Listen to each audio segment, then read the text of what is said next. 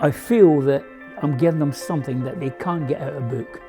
You can have all the books you like and all the bits of paper you like, but there's no substitute for a person doing it in front of your eyes and being able to show them how to tweak it and how to get it right and get the satisfaction of doing it all by hand. And it's the hand skills that are the primary things. We do teach them the work with power tools, but these all go out into the yard and work with hand skills, which you have to in the boat, obviously a lot. You can't take the boat to a machine, you have to take your skills to the boat. My name is Ian Cook, and I'm 77 years old. I always had a love for wood. I always had a love for pulling things about. I would never chuck nothing away unless I pulled the guts out to see how it worked. And wood was always one of my real things I wanted to do. But saying that, I started as a slater and plasterer in Scotland. I loved it. I was on top of Haig's Distillery, putting new roofs on, and I was in my element.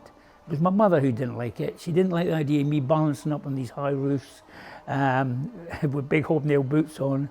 She said, come to the dockyard, because that's where she had worked. In the dockyard, you probably know, there's millions of different jobs. But I wanted to be a joiner, and I picked the joiner. That's funny how it turned out. I come down here after I'd done my apprenticeship, met my wife-to-be, and we've been together now for about 55 years.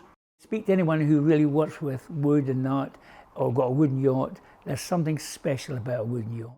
It's got character. A metal is not. It's hot, it's cold, the wood is warm, and you can work with wood. You can feather bits in, you can join bits on. That's the field I like to try and stick to. We're doing a joinery course, we're doing a router course, we're doing a furniture making course. I know when most of them come here for a quick interview and they look at the toolbox and they go, well, I'll never be able to do that. But I have to assure them that everyone will do that. And it is a lot of work in it.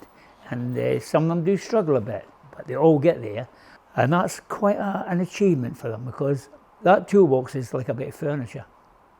I think if you could make that, you could do anything. I don't treat them as somebody down here or me up there or that. We're all a level playing field, and we all have a nice joke and a laugh, take the mickey of each other, and it makes the day really pass well. I think it makes it better for the students. The students feel more at ease. You work at the environment that you're happy with, you've got your speed, you try and get it right first time. That's usually better than people rushing at 100 miles an hour and having to do it 2 or 3 times to get it right. To see how some of them have come here with nothing, and you see it, what they're at the end, it's brilliant. And that's the beauty that you get from, if you can just do one, that's great. We do many, of course. We help the youngsters when the youngsters come. We've had a couple recently where youngsters were being kicked out of school for some reason. I've been asked if I could take them on and give them a little trial and see how they're like. They took to this really well, and as a result now, one's still working here, one is working in the south of France, he's worked in Belize, he's worked all over the place. He's in Norway next week. His skills are demanded wherever he goes, and he's just a young lad who was kicked out of school where he didn't fit into the system. And that's the beauty of it. If you can say, well, where would he have been if we hadn't have done that? He could have been, dumped out and forgotten about. So I'm very happy that we can do things like that. I love it, and long may it be like this.